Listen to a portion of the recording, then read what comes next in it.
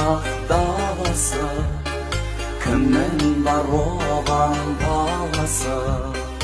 Әлемге даңқы тараған Байқоңырыма қарашы, атыңды білдіріп арналап айтамын саған арнадан.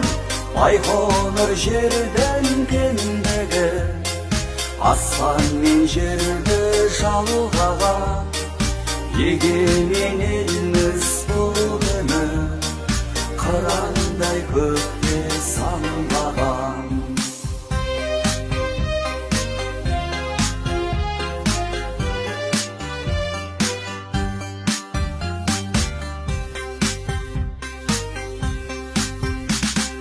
Тәуелсіз елім бақ маған, қуанып шалқып шаттанам.